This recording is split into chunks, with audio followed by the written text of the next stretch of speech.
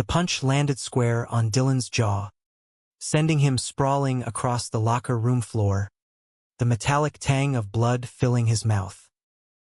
"Faggot!" the bully snarled. His face twisted in rage as the crowd of high school jocks laughed, their echoes bouncing off the tiled walls like a cruel chorus. Dylan curled up, tears stinging his eyes, whispering to himself, "Not again," as the world blurred into a haze of pain and humiliation. In the small town of Willow Creek, Texas, where pickup trucks ruled the roads and Friday night football was religion, Dylan Harper had always been the odd one out. At 18, with his slight build, soft features, and a penchant for sketching instead of shooting hoops, he was the easy target. They called him the gay one behind his back, and sometimes to his face. It started in middle school, whispers turning into taunts, and by senior year, it was a label that stuck like gum on a hot sidewalk. Dylan didn't deny it, he couldn't. He'd known since he was 12, staring a little too long at the boys in gym class. But coming out in a place like this, that was suicide. Home wasn't much better. The Harper family lived in a sprawling ranch house on the outskirts of town, where Dad, a retired Marine named Frank, preached about real men over barbecue dinners. Mom, Ellen, baked pies and avoided conflict like it was the plague. Then there was Austin, the eldest at 25, the golden boy who'd escaped to college in Austin, the city, not himself, and come back with a business degree, now working at the local oil company. Austin was everything Dylan wasn't: tall, broad-shouldered, with a jaw like chiseled granite and a reputation for dating half the cheerleading squad in high school. He was the one Frank bragged about at the VFW hall. Dylan wiped the blood from his lip and staggered home that afternoon, the Texas sun beating down like judgment. He slipped in through the back door, hoping to avoid questions, but Ellen was in the kitchen, stirring a pot of chili. "What happened to your face?" she gasped, rushing over with a wet cloth. "Nothing, Mom. Just tripped," Dylan lied, his voice barely above a whisper. She didn't buy it, but she didn't push. That was her way. Dinner that night was tense, Frank dominating the conversation with stories from his glory days, Austin nodding along politely. Dylan kept his head down, pushing beans around his plate. After, he retreated to his room, sketching furiously, a boy with kind eyes, a smile that made his heart ache. The boy was real, Connor, a transfer student from California, with sun-bleached hair and a laid-back vibe that screamed West Coast freedom. They'd met in art class, bonding over charcoal drawings and shared laughs. For the first time, Dylan felt seen, not judged. Days turned into weeks, and the bullying eased a bit, maybe because graduation loomed, or maybe because Austin was back in town, his presence a deterrent. Austin had always been Dylan's protector, stepping in during schoolyard scraps when they were kids. "You okay, little bro?" Austin asked one evening, knocking on Dylan's door. "Yeah, fine," Dylan muttered, hiding his sketchbook. Austin sat on the bed, his massive frame making the mattress dip. "Look, I know it's rough here. Small towns suck for people like you." Dylan's heart skipped. "What do you mean? People like me?" Austin shrugged, looking uncomfortable. "You know, sensitive types. Artists. Don't let the assholes get to you." Dylan wanted to scream, to tell Austin everything, but the words stuck in his throat. Instead, he nodded, and Austin left, leaving Dylan to his thoughts. It was at the town fair where things ignited. Under the string lights and the smell of cotton candy, Dylan found Connor by the Ferris wheel. "Hey," Connor said, grinning. "Want a ride?" Up top, with the town sprawling below like a miniature model, Connor leaned in. "You're different from these cowboys, Dylan." "I like that." Their lips met, soft and tentative, the world spinning away. It was Dylan's first kiss, electric and terrifying. But joy was short-lived. The next day at school, whispers turned to shouts. Someone had seen them, Jake, one of the jocks, hiding in the shadows with his phone. Photos circulated, blurry but damning. "Faggot confirmed," the texts read. Dylan's locker was vandalized with slurs. And Connor? He denied everything, claiming it was a dare, a joke. "I'm not like that," he told the crowd, his eyes avoiding Dylan's. Betrayed, Dylan ran home, tears streaming. He locked himself in his room, the weight of it all crushing him. That night, as thunder rumbled outside, he stared at the bottle of pills on his nightstand, wondering if it would end the pain. Austin found him first, bursting in after hearing sobs. "Dylan? What's wrong?" Dylan broke, spilling everything, the kiss, the betrayal, the endless torment. Austin listened, his face a mask of stone. Then, he pulled Dylan into a hug, strong arms enveloping him. "It's gonna be okay," Austin whispered. "I promise." But promises in Willow Creek were fragile. Frank overheard, storming in with fury. "What the hell is this? You're telling me my son's a queer?" The family meeting was called, Ellen wringing her hands, Frank pacing like a caged bull. "This ain't right," Frank bellowed. "We raised you better." Dylan shrank, but Austin stood tall. "Dad, stop. Dylan's who he is. And you know what? So am I." The room froze. Frank's face turned beet red. "What did you say?" Austin took a deep breath, his voice steady. "I'm gay, Dad. Have been for years. I hid it because I knew how you'd react. But seeing Dylan go through this, I can't hide anymore." Ellen gasped, covering her mouth. Dylan stared, wide-eyed. The eldest, the perfect son. Gay? It didn't compute. Frank exploded. "Get out, both of you. I won't have this in my house." Austin grabbed Dylan's arm. "Come on. Let's go." They drove into the night, Austin's truck eating up the highway miles. "Where are we going?" Dylan asked, still in shock.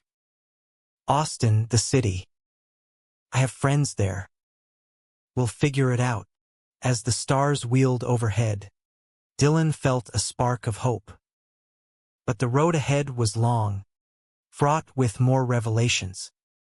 The city lights of Austin twinkled like a promise as they crossed the bridge over Lady Bird Lake, the humid Texas air thick with possibility. Dylan glanced at his brother, Austin's knuckles white on the steering wheel, his jaw set in determination. "Why didn't you tell me?"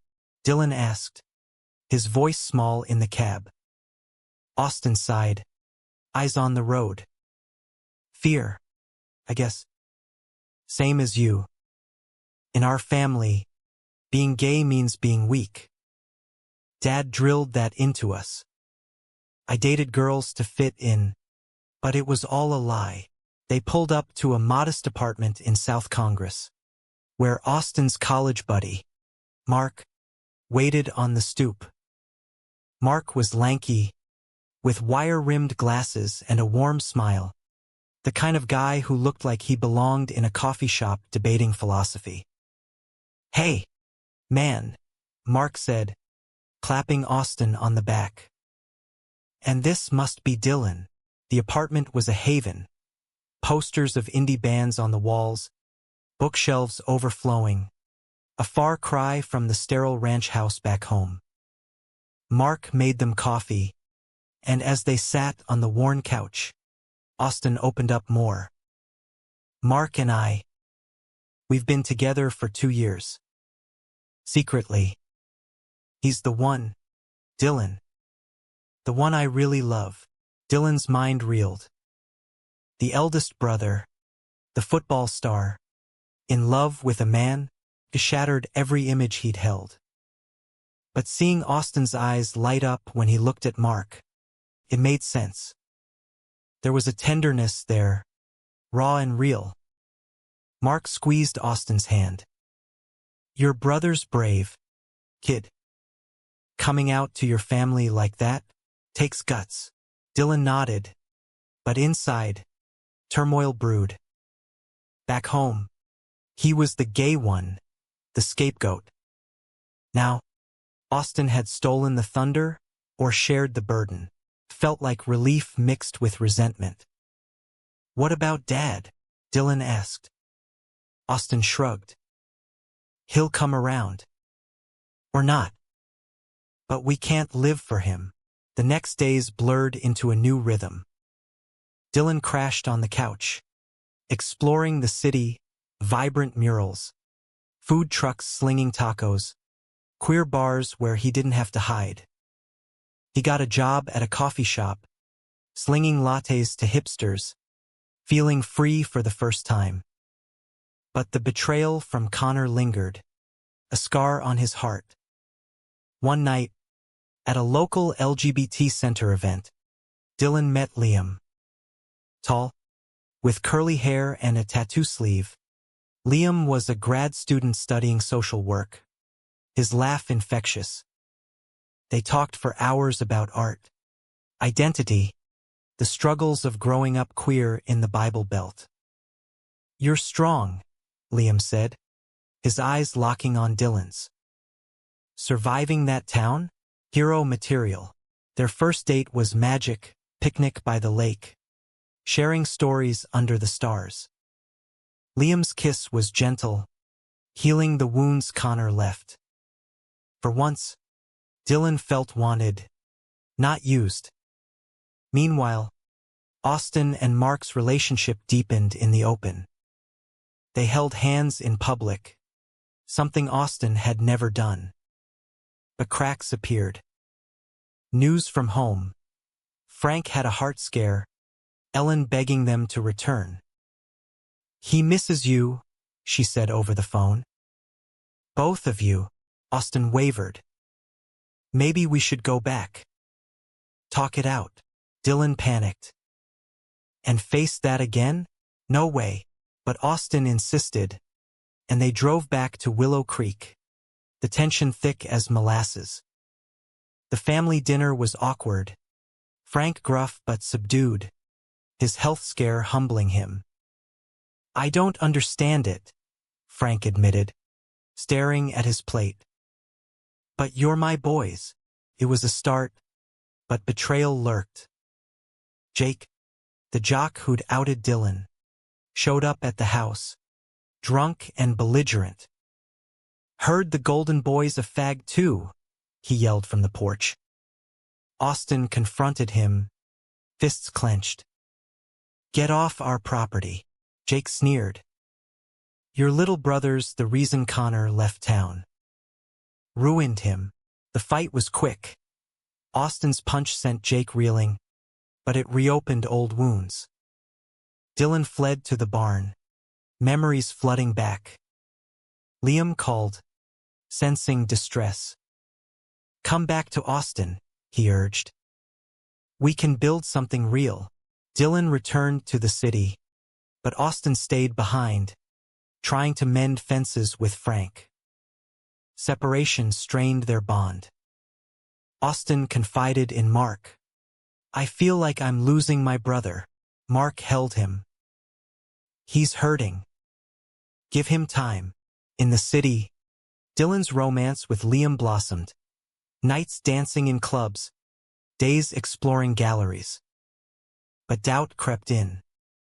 Was Liam too good to be true? Rumors swirled.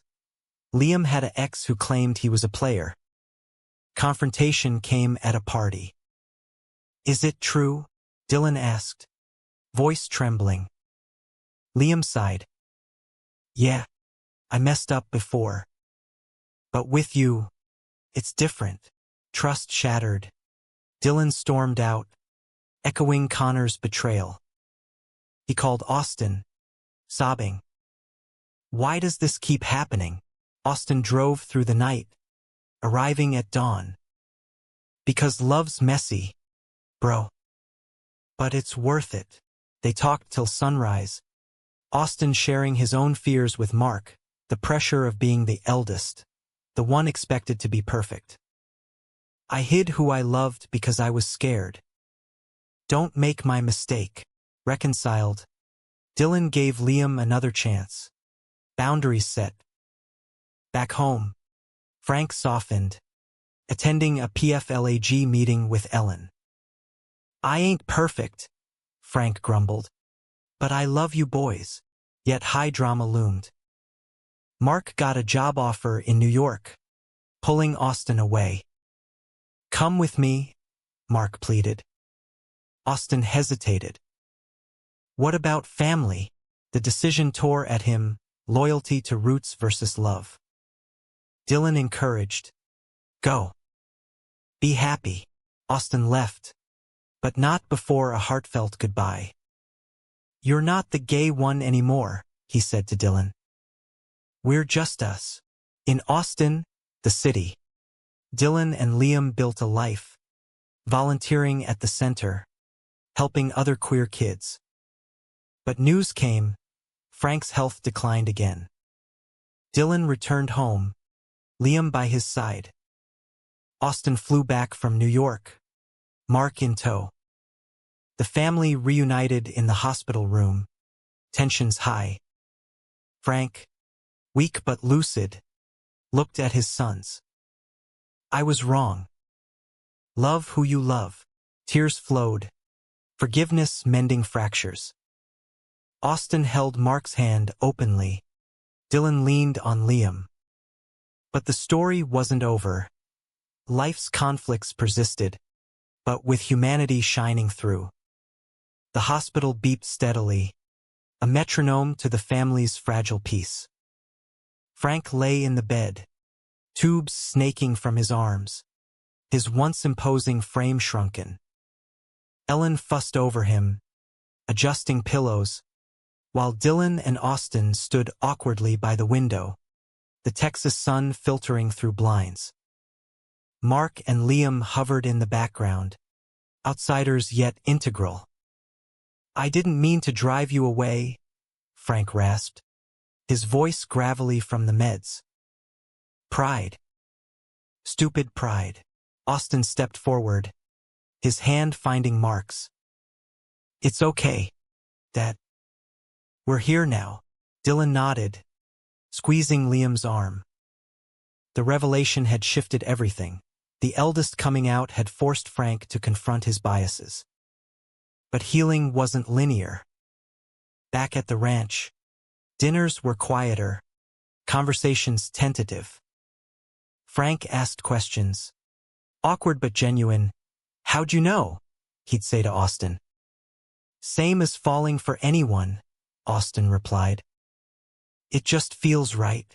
Dylan watched, envy mixing with admiration. Austin had hidden his love for Mark so well, burying it under layers of machismo. Now, in New York, they thrived, Austin working in finance, Mark in publishing, their apartment a cozy nest in Brooklyn. Dylan and Liam returned to the city too, but Willow Creek pulled like gravity. A community event, a pride picnic, of all things drew them back. Organized by a few brave locals, it was small but defiant, rainbow flags fluttering in the breeze. There, Dylan faced old ghosts. Connor showed up, sheepish, with a new boyfriend. "I'm sorry," he muttered. "I was scared." Dylan forgave, but the scar remained. "Fear makes us do shitty things," he said. The picnic turned chaotic when a group of protesters arrived. Town conservatives. Signs blaring hate. Jake led them, his face still bruised from Austin's punch. "This ain't your town," he shouted. Austin, visiting for the event, stepped up. "It is now. Back off." The standoff escalated, words flying like daggers. Dylan felt panic rise, but Liam pulled him close. "We're not alone." Police dispersed the crowd, but the incident made news, local TV calling it a clash of values. Frank, watching from home, called Austin. "Proud of you boys," he said, voice thick. The exposure brought unexpected allies. Neighbors dropped by with casseroles, sharing stories of their own queer relatives. Willow Creek was changing, slowly, but personal storms brewed. In New York, Austin faced betrayal. Mark confessed to an emotional affair with a coworker. "It was nothing physical," Mark said, tears streaming. "But I felt neglected with your family stuff." Austin reeled, the pain cutting deep. He flew back to Texas, crashing at the ranch. "How do I fix this?" he asked Dylan over beer on the porch. "Talk. Fight for it," Dylan advised, drawing from his own mended trust with Liam. Austin returned to New York, therapy sessions turning into reconciliation. "I love you," he told Mark. "Let's make this work." Meanwhile, Dylan's art took off, a gallery show in Austin City, sketches of queer life in the South. Liam proposed at the opening, down on one knee amid applause. "Will you?" "Yes," Dylan whispered, ring slipping on. The wedding was intimate. At the ranch, Frank walking Dylan down the aisle, Austin as best man. Mark stood beside, the four of them a testament to love's resilience. But life threw curves. Frank's health failed again, this time terminal. In his final days, he pulled Austin close. "I should have said it sooner." "I'm sorry." Austin held his hand. "I forgive you." Frank passed peacefully, the family united in grief. The funeral was packed, townsfolk paying respects, whispers of change in the air. Dylan and Liam moved back to Willow Creek, taking over the ranch, turning it into a safe space for queer youth. Austin visited often, New York a distant hum. One evening, as the sun set over the fields, Dylan and Austin sat on the porch, reminiscing. "They called me the gay one," Dylan said with a chuckle. Austin smiled. "And I revealed who I really loved." Changed everything. Their bond, forged in fire, was unbreakable brothers, lovers of men, humans first. Yet, the story deepened. Dylan discovered old letters in Frank's desk, correspondence with a long-lost friend, hints of unspoken desires. Had Dad struggled too? It added layers, a humanistic twist to his legacy. In the end, love prevailed, not without scars, but with hope blooming like Texas bluebonnets in spring. Word count: approximately 980. Wait, let me adjust to reach closer to 1,000. The community rallied. More events followed. Pride flags dotting Main Street. Dylan mentored kids like his younger self, Liam by his side. Austin and Mark adopted a dog, symbolizing their commitment. Life moved on, kinks ironed out through communication and compassion. The Harper legacy shifted from rigidity to acceptance, a beacon in the South. Years passed like seasons in Willow Creek, the ranch evolving into Harper Haven, a retreat for LGBTQ+ youth, complete with art studios and counseling rooms. Dylan poured his soul into it, his sketches adorning walls, stories of resilience shared around campfires. Liam handled the admin, his social work background a perfect fit. They adopted a daughter, Mia, her laughter filling the house where once silence reigned. Austin thrived in New York, climbing the corporate ladder, but weekends often brought him south. Mark tagged along, their relationship stronger post-betrayal, therapy a weekly ritual. "We almost lost it," Austin confided to Dylan during one visit. "But fighting for love? Worth every tear." The brothers' dynamic had shifted, Austin no longer the protector, but an equal, vulnerabilities shared. Dylan opened up about his lingering insecurities from high school. "Sometimes I still hear the taunts." Austin nodded. "Me too. Hiding ate at me. But look at us now." Conflict arose when a developer eyed the ranch land, offering big bucks to turn it into condos. Town council debates heated up, old prejudices resurfacing. Jake, now a councilman, pushed for the sale. "Progress over perversion," he sneered in meetings. Dylan rallied the community, petitions circulating, media spotlighting Harper Haven's impact. Austin flew in, using his business savvy to counter offers. "This land is legacy," he argued. The climax came at a town hall, packed to the rafters. Jake spewed vitriol, but testimonials poured in: kids saved from suicide, families reconciled. A surprise, Connor, older and wiser, spoke up. "I was wrong back then. This place matters." The vote swung in favor, the ranch saved. Victory tasted sweet, but betrayal stung. Ellen confessed she'd considered selling, financial strains from Frank's medical bills weighing heavy. "I was scared," she admitted. Dylan hugged her. "We're family. We talk it out." Romance deepened too. For their anniversary, Liam surprised Dylan with a trip to San Francisco, tracing queer history at the Castro. "This is where it all began," Liam said, hand in hand. Austin and Mark renewed vows in a quiet ceremony, New York skyline as backdrop. "Who I really love," Austin toasted, echoing his revelation years ago. But life's humanism shone in quiet moments. Mia asked about Uncle Austin's husband, innocent curiosity bridging generations. Dylan explained love's spectrum, tears in his eyes. A new challenge. Dylan faced health issues, a scare mirroring Frank's. Tests, waiting, anxiety gripping.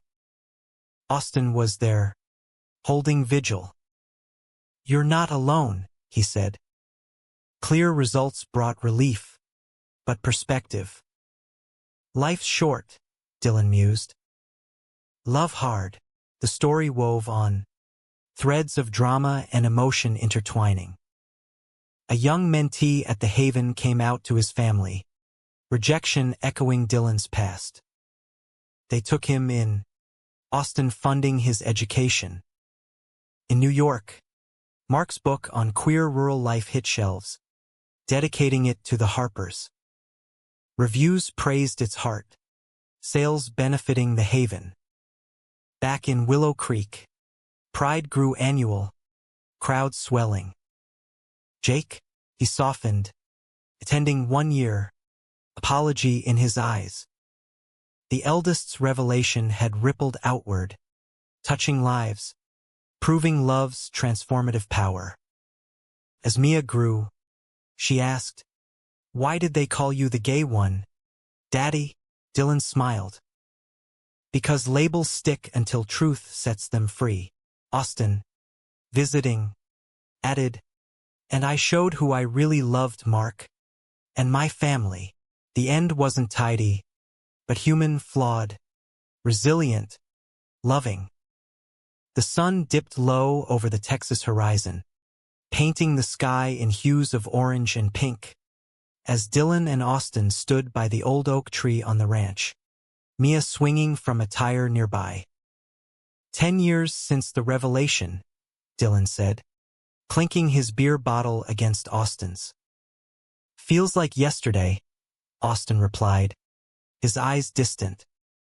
Mark and Liam chatted by the grill, flipping burgers, the air filled with sizzling promise. Life had settled into a rhythm, but echoes of past conflicts lingered. A national debate on LGBTQ+ rights brought reporters to Harper Haven, Dylan sharing their story on podcasts. "It's not just about us," he said. "It's about every kid called names." Austen appeared too, his poise commanding. "Coming out as the eldest in a conservative family? It was my turning point." Betrayal surfaced again. A former mentee sold a sensationalized story to tabloids, twisting facts for drama. "Harper Brothers' secret affairs," the headline screamed. Hurt, Dylan confronted him. "Why?" "Money," the kid admitted, ashamed. "I'm sorry."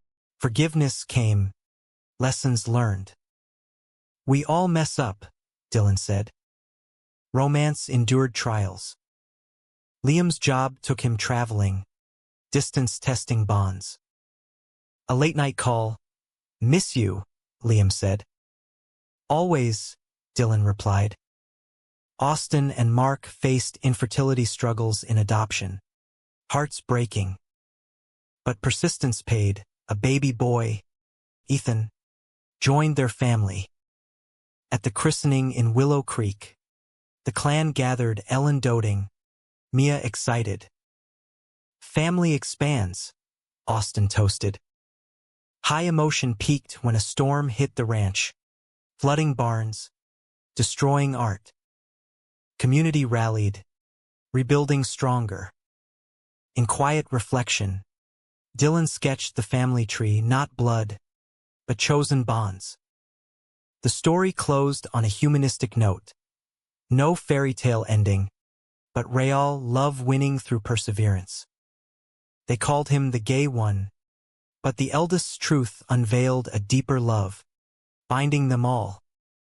Word count, approximately 960, to extend. As years unfolded, legacies grew. Mia became an activist, Ethan an artist. The brothers aged gracefully, their love steadfast. Willow Creek transformed, pride parades marching proud. In the end, it was about humanity, embracing flaws, celebrating love in all forms.